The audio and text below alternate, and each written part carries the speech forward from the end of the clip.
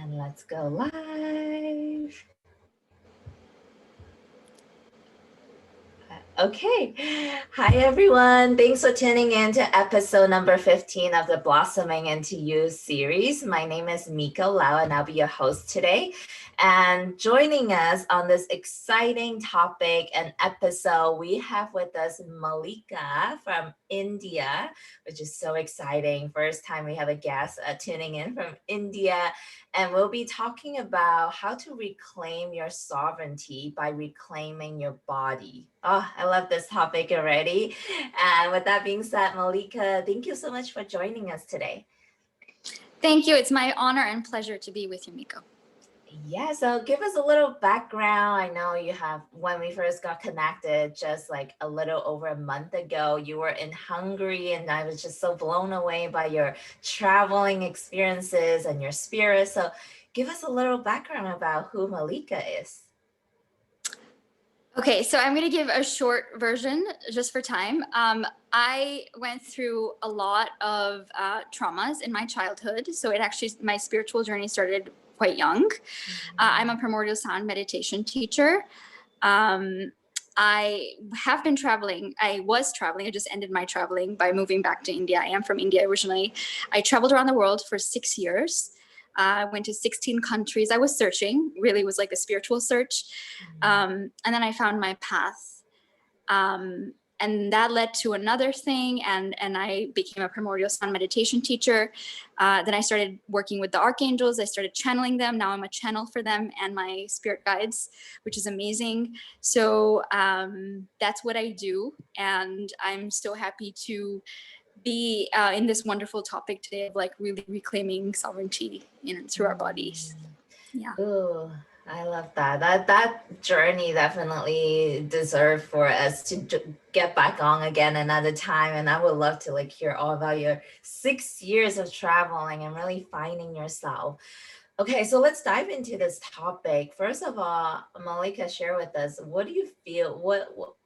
What does it mean to reclaim our sovereignty? What does that look like for you?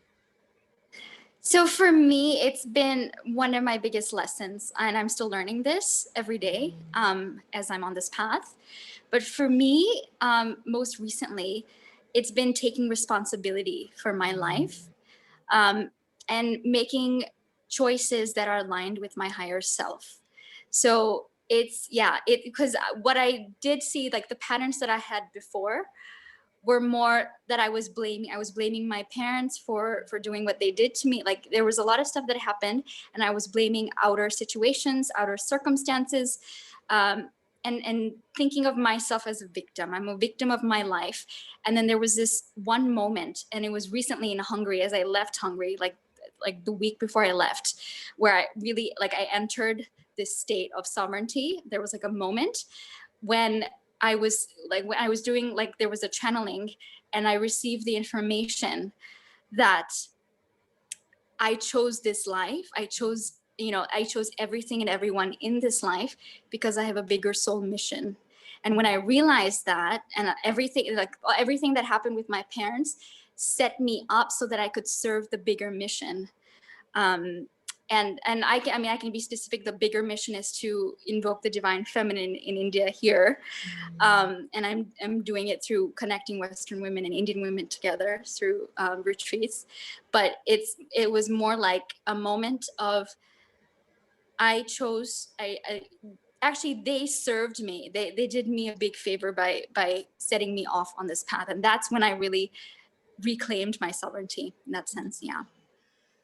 Just getting chills over here listening to you share about all of that. And I think, for those of us, and I'm sure a lot of my audience listening, we are so dedicated to evolving, working on ourselves, healing and transformation. But what happens is a lot of the times, I've been there myself, is that we understand a lot of these concepts, things like, oh, I get to be responsible. I source off these events in my life.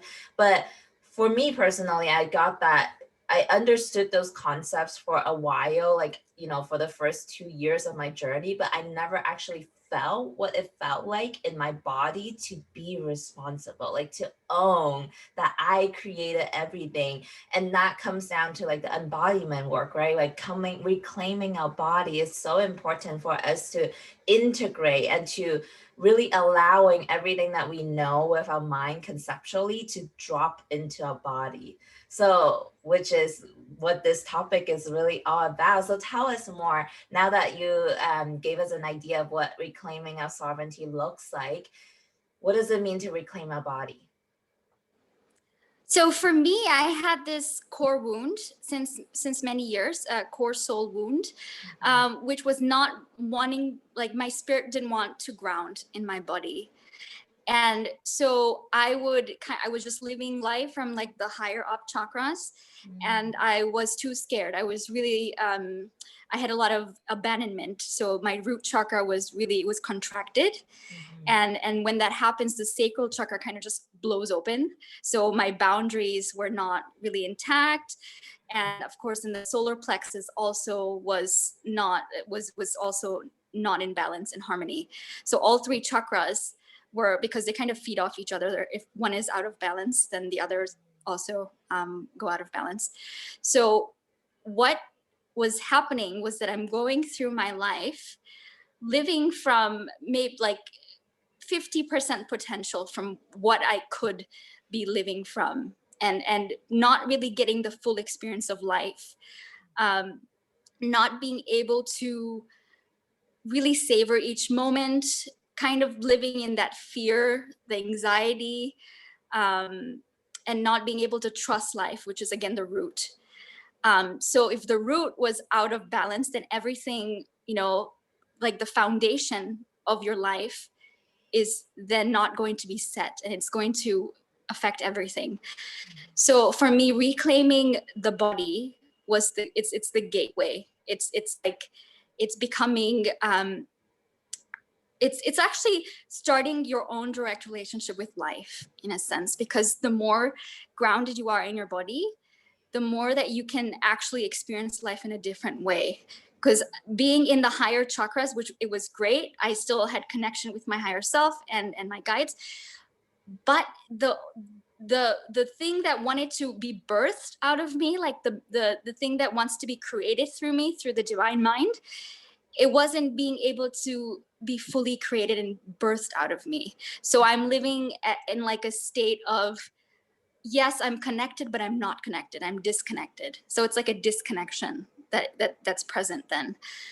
So reclaiming that, and really being like saying yes to life, and saying yes, there was pain and there's wounding, but I'm choosing to feel it, I'm choosing to go there, and I'm choosing to use that as my strength, and to reclaim that power that is there in those parts of my body that I do have access to if I choose to ground into them. This is so good. Like, we have so much in common, Malika, just hearing you share that, because that was my journey too. Like, I lived so much, like, from here and up in my head. I was like so deeply connected to things like my higher self, or like I'm great at meditation, I'm great at doing all these things. Like, I was so connected to my heart space, but anything like below here, like my Right. chakras, like it was just all a mess. And I figured that out when I got an energy reading by medium like last year sometime, and she was just like, "Ooh, Mika, like obvious chakras, like your lower chakras were all just like messed up, and it was like chaotic." And it makes sense. And these chakras were related to things like receiving abundance, like being intimate in the sexual space, being Yeah. connected to my sexuality, like that. Everything makes sense. And when you said you felt like you were connected but not really connected, it goes back to Yeah. what we talked about on episode 14, the one right before this one with Mhm. Kalita. And we talked about how our connection to our body is like anchoring our spirits back to our human experiences. Without that, Yes. it's like we're not fully alive in the human experiences. Yeah. Yeah, that's really true. And actually, I want to share a secret of how I started reclaiming. It was actually, there was I had started cultivating a direct relationship to source, quite like right after I started primordial sound meditation. And I wanted to ask, really, I asked the universe, I asked source, how do I reclaim this? Because I have a lot of stuff. There's a lot of, I'm not going to lie to myself. There's a lot of wounding and I need help to do it. I can't do it on my own.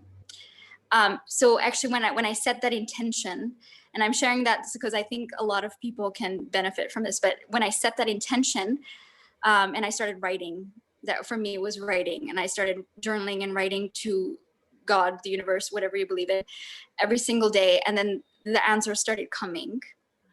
And so that was, for me, that was eye-opening. The fact that, it was that simple, is like when I asked and I believed and I really opened myself to receiving, I was able to receive within a short amount of time. It didn't take that long. I was able to receive what the universe was telling me in relationship to this. And that was huge. Mm-hmm. Okay, so what I'm hearing you say was first you set the intention, you request, you ask, for support, and then you create a space or like some sort of an outlet for these like insights and the danos and the wisdom to channel through. So you can like, it's for you, it was through writing, and that was how you received that communication from source. Yeah. Yes. Mm. And it changed everything, because before then I was doing it on my own. I was trying to do it on my own. Mm-hmm. And then I realized I can't do this on my own. I need a greater power to help me to, and this is my birthright, to ask that greater power, because that's my source. That's, that's the thing I think people forget. It's like, my source is my source. We don't just call it source for no reason, if that makes sense. It's my source loves me unconditionally. It's there to provide for me. It's there to protect me. It's there for me to thrive. I'm not here to survive. I'm not here to be wounded. I'm here to actually take that wounding and thrive with that, and then create something magical in the world that's going to change, not just lives, but it's going to change the way, the perceptions, the consciousness that people have, something to touch people's hearts, and to really leave that imprint of that soul essence. That's what we are all here to do. So it's not just about creating something for the collective, but it's like leaving our soul essence in the hearts of everyone, so that we can just radiate that light and just transmit that energy. So Yes. yeah. Yes, it's so amazing. I've been witnessing so many beautiful synchronicities that's just coming at me like every single day. But one thing that I listened from an audiobook that I've been listening to on repeat lately, the author mentioned about there's a quote, and we don't light a lantern and put it under the bed. We light a lantern and we put it at the window sill, so everybody gets to witness the beauty, the light, the radiance of this beautiful like art, this beautiful lantern, which we all have this brilliant light from inside of us, and it's our responsibility to let that essence to be witnessed and shine through. So I thought that was such a perfect synchronicity of what you just mentioned. Okay, so Malika, tell us more about your journey of reclaiming a body. Like, what exactly did you do? What were some of the processes that you worked with in order to heal these core wound for you? So the first thing that showed up, as I had asked, as I set the intention, and I asked the universe for help, they were telling me to start dancing. I started like dancing, not like dance in the way that you would think, like not structured dance, but Free dance flow. like, yeah, free flow, and like dance like no one's watching, like go full out. Yeah. Like let everything out, like let all your emotions out through the dance. And so I started expressing. I started like, and it was like high frequency music that I would listen to, and I just went all out, and I did it every single day. And I started, I like it was like a feeling of I'm getting intimate. It's like this intimacy that was being born from that. And I started, it was like a flow. Like, so I started flowing with my body in that moment. And before that I had known flow, but not through my body. So I would maybe have like moments like where I'm like channeling and that type of flow, but this was a different type of flow. So this is embodied flow, and that's so beautiful because that was the first time I experienced that, because I hadn't really like I hadn't spoken to my body so much. I hadn't really asked my body like what it needed, and so that was another thing. I started asking my body like what is going to suit me in terms of diet, in terms of what relationships I like, you know, like what is actually resonating with me. So I started communicating, I started talking to my body, and I like, my body has intelligence, everybody's body has intelligence, just like everything has intelligence in the universe, like the trees, the animals, plants. So my body, it's alive, it's conscious, and it can speak to me. And so I started speaking to my body. I started speaking to my cells. My cells can speak. And that was like, whoa. And that was so beautiful because it was like the cells are like pure love. My body is, you know, is also pure love. And everything in my body wants to be in harmony, wants to be in flow. That's like the natural state of everything. And my body is a part of that natural state of flow that is in everything. So it wants to be like balanced and thriving, and that's the natural state of the body. So kind of having that experience was showing me that it was like I actually don't have to do so much work to be in that natural state of flow. It's more like a releasing, letting go, and letting my body take over. So I'm letting my body guide the way, because it is an instrument of the divine intelligence. So it knows what it's doing. It knows how to rebalance. And in some ways it's more intelligent than what I can, you know, conceptualize from my conscious mind. And so when I trust the body, when I let it take over, that's when the magic happens, because I'm trusting something greater than me to allow that flow to come about, and I'm letting go to, I'm surrendering to that. So yeah, that was Yeah. those were two things that changed a lot of This is things. so good. I love that the first thing you mentioned was dancing, because that completely changed my journey as well. It's the moment when well, especially I tapped into like the more sensual erotic dancing and pole dancing. Like it really created such a sacred space for me to release myself, to express myself in ways that I've never expressed before. And also, yeah, at the same time, the movement, trusting the flow of the body, and just letting, and the most powerful thing for me was like letting go of that cortical control, the mind, like in the Yeah. mind, the frontal lobe, and letting that go, and really dropping Mm-hmm. into the body and trusting the wisdom of the body to lead me. And why it's so important is because like most of these trauma, like the wounding from the past, it's locked into our bodies and cellular memory. So like Exactly. Yeah.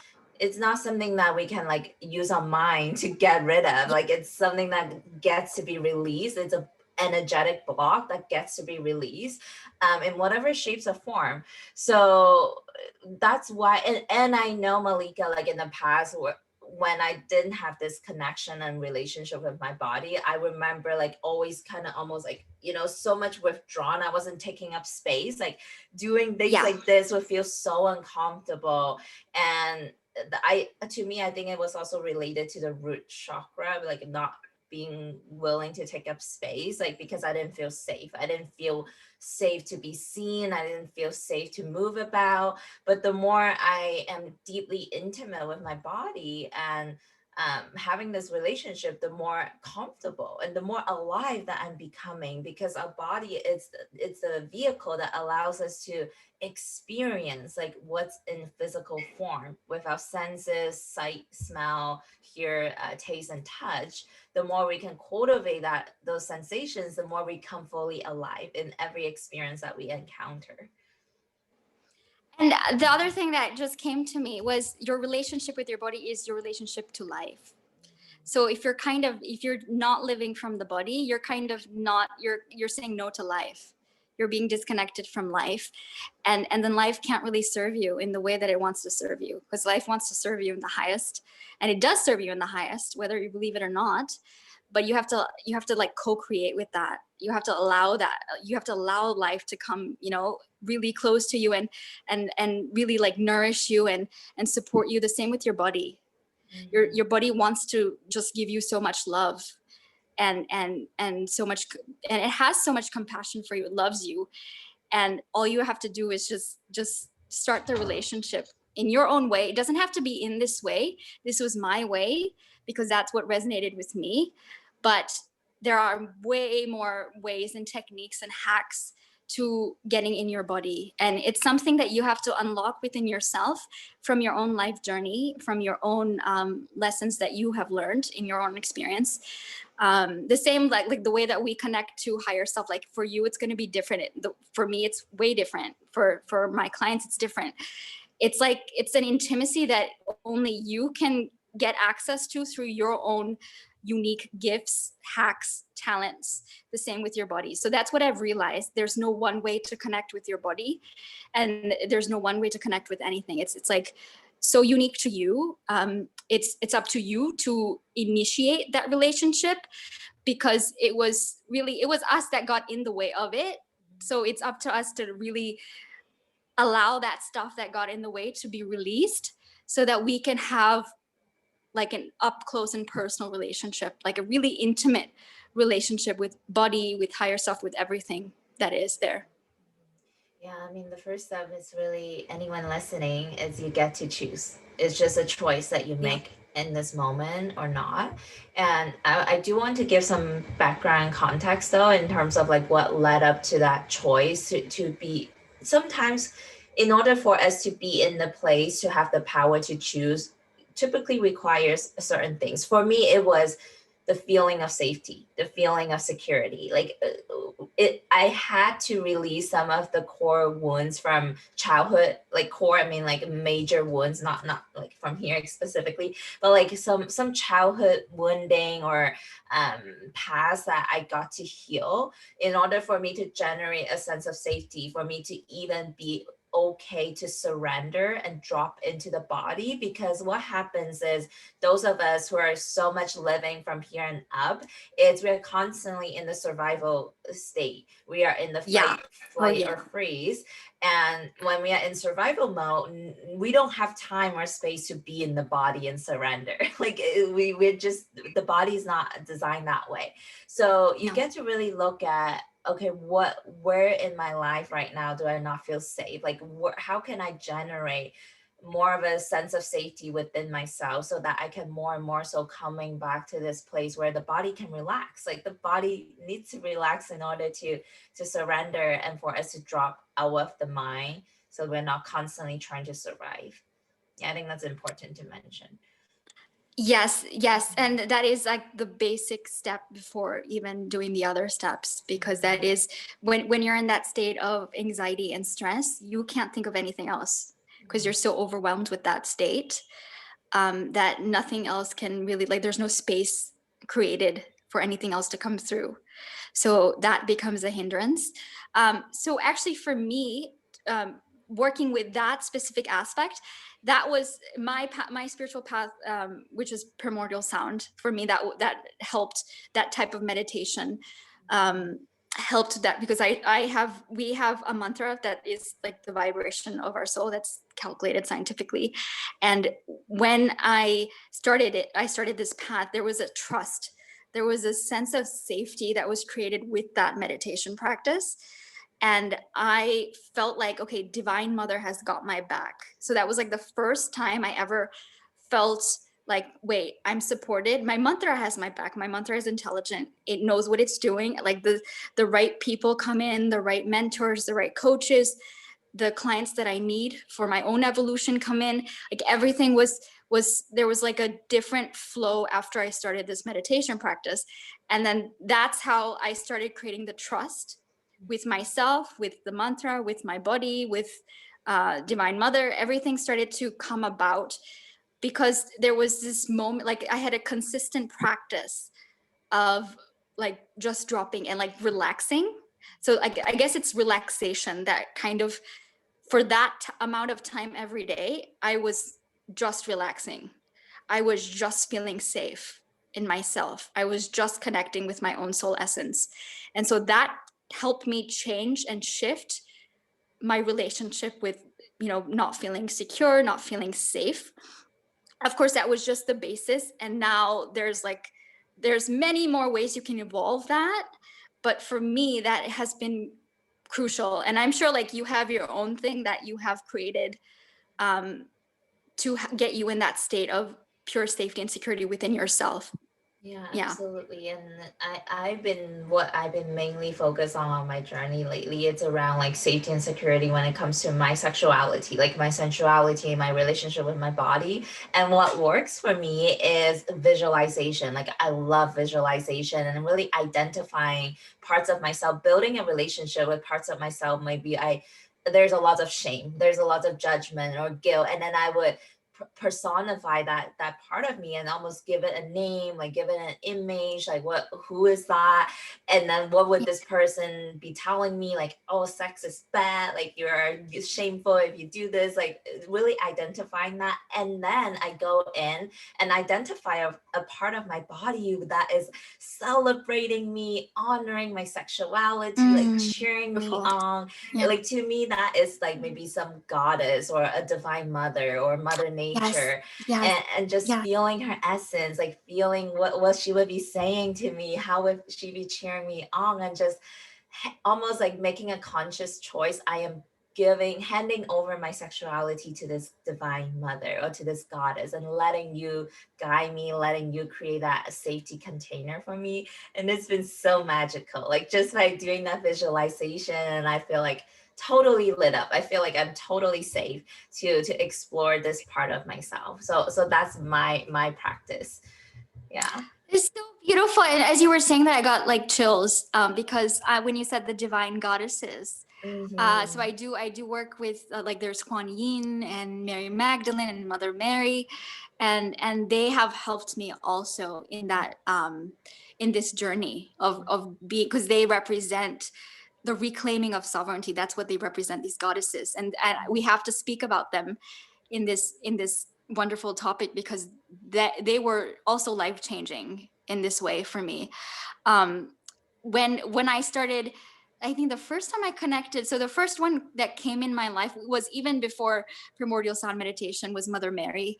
And I had an experience with her when I was in Costa Rica. Actually, I was training with a shaman, and we opened up like the lines of the channeling, and she came through, and it was so like I had tears in my eyes. And from that moment, it was like a connection that I made to with her, but with myself through her. Mm-hmm. um because it was, and I can't even describe it in words right now, but it was like we are so loved. Like that's the message of these goddesses, like we are so loved no matter who we are, what we have done, what the choices we have made. There's no judgment whatsoever on the other side. And they want us to know, they want us to reclaim that. They want us to know that and reclaim that love that the universe has for us. That's that's another part of sovereignty, is knowing that source loves us and source has our back. That's that's also a part of the divine feminine that is coming through for me, even more recently now. Is like I'm seeing, yes, one is power, but the second thing is they're so compassionate, these goddesses, that it's like a feeling state that you can enter with them. And anyone can do this. You just have to like open up yourself to connect with these goddesses. There's no like one right way, there's no wrong way. It's like you get to cultivate that relationship with these goddesses to be supported in your journey, to be loved, and to know what it is that you need at each and every moment that will get you to the next step, of your evolution and of your life. Because they are there for that. Like they help you achieve those next steps in like the bigger, in the bigger journey that you have. And I'm saying that from personal experience. Like she's been there in my hardest moments of my life when I had to. There was a moment I had to say no to my mom. Like I met my mom After many years, I didn't know her, and she had abandoned me 3 times. And the third time that she had done that, I had to say no to her. And that was the hardest moment in my life. And that, like, Mother Mary was there for, like, she was holding my hand. That was the hardest thing I've ever done, because I loved her. But I came out of that, and I came out of that, like, very sovereign, not having anything against her, just knowing that there was a bigger purpose to that relationship, and that she has given me exactly what I need to fulfill what I've come here to do. And so, yeah, I had to share that because that was coming through. Wow, no, I felt it. And here's my offer for the audience. Like, maybe your mind doesn't get a lot of what we're saying, but really trust if you're feeling a resonance, if you're feeling like chills down your body, just allow your body and your wisdom of the body to soak everything in because I am definitely getting that resonance. And one last piece as we are wrapping up, Malika, I would love to talk to you all day. This is such a juicy Yeah. topic. But we're coming in to close to the time. So what I wanted to say and leave off with the audience is that imagine how you will move in your life if you have cultivated this like deeply unconditionally loving and compassionate space within you that no matter what, you are accepted, you are loved, you are cheered on, you are celebrated. Like, how would you move and show up in life if you cultivated a space like that within you? I know I'm still on a journey myself to cultivate like that space, but I'm experiencing the magic of it when I have that safety net, like when I have that nurturing supportive like sense within me. I am unstoppable. Like nothing is holding me back when I have that. So, Malika, do you have any last words you would like to leave the audience off with? I just want to say this is like the last thing that's showing up, like, to wrap Mm, this up. And I'm so grateful that we've talked about so many things that I think that will be beneficial for everybody.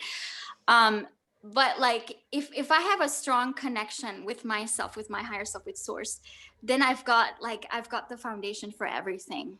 So it's like more like what my main, like, um thing also that I teach and I really embody is like, if I've got a strong connection, I've got the base connection, then I'm able to heal anything. I'm able to withhold and really conquer anything that comes my way.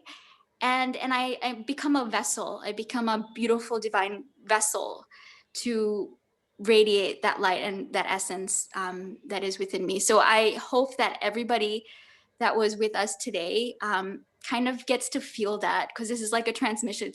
It's like a feeling that I wanted to allow them to feel. So it's not like the words that I'm speaking, it's like the feeling state. mm, And I hope that I inspired you to be able to connect deeply and intimately with yourself, with your higher self, with source, and with your body, and reclaim that power that is yours.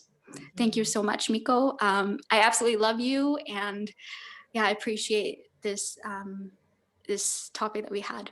Oh, thank you so much, Malika. What a beautiful thing and connection that can be formed just by simply. This is our second time talking one on one Yeah. like this. So it's just so amazing how much we have in alignment and the connection that we can build off of that. So thank you for the work that you're doing, and thank you everyone for tuning in today. Like Malika said, really let it sink in, let it soak in. Like this was a transmission. Like everything that we talked about, it's the essence, it's the energy. So it's okay if your mind maybe is still trying to wrap around some of the concepts that we talked about, but trust, like it really let yourself feel. Maybe you're feeling some ecstasy, maybe you're feeling some pleasure in your body, whatever it is that you're feeling, it's perfect. Like trust that. So thank you everyone for tuning in, and we will see you again next time for episode 16. Bye.